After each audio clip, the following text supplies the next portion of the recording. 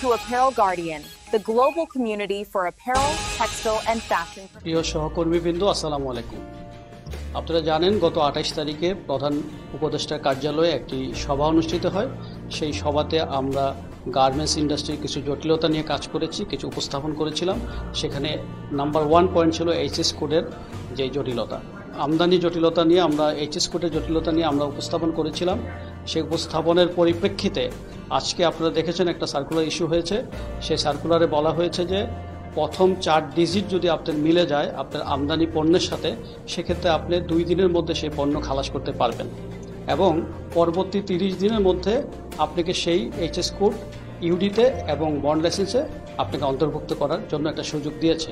আমরা আশা করি যে যেই সুবিধাটা আমরা এখন পেয়েছি সেই সুবিধাতে আমাদের যে পণ্য খালাসটা সহজীকরণ হবে কিছুটা, এবং আমাদের যে বন্দর জট সেটাও আমাদের লাঘব হবে।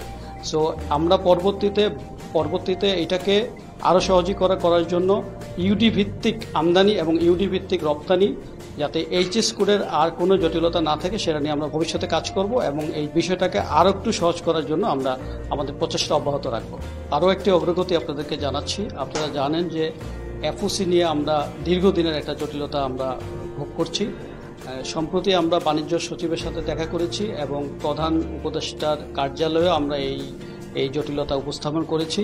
আপনারা জানেন যে বর্তমানে বেসিক্যালি গত বছরের আমদানির উপর 50% আপনারা এফওসি বেসিসে আমদানি করে আপনারা রপ্তানি করতে পারেন, কিন্তু এই লিমিটটা তো বেসিক্যালি থাকার কথা না।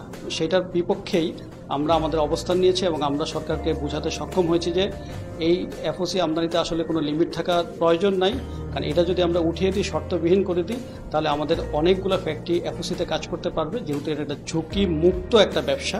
অতএব এই ব্যবসা বৃদ্ধি করার লক্ষ্যে আমরা সরকারের কাছে আবেদন করেছি যে এটাকে যাতে শর্তবিহীন করে দেয় এবং নতুন ফ্যাক্টরি এবং বন্ধ ফ্যাক্টরিও যাতে এফওসি ভিত্তিতে ব্যবসা শুরু করতে পারে, সেই সহযোগিতা চেয়ে আমরা বাণিজ্য সচিব বরাবর একটা পত্র দিয়েছি এবং উনি আমাদেরকে আশ্বস্ত করেছে অল্প কিছুদিনের মধ্যেই এই জটিলতা দূরীকরণে আমাদেরকে সার্কুলার ইস্যু করবে।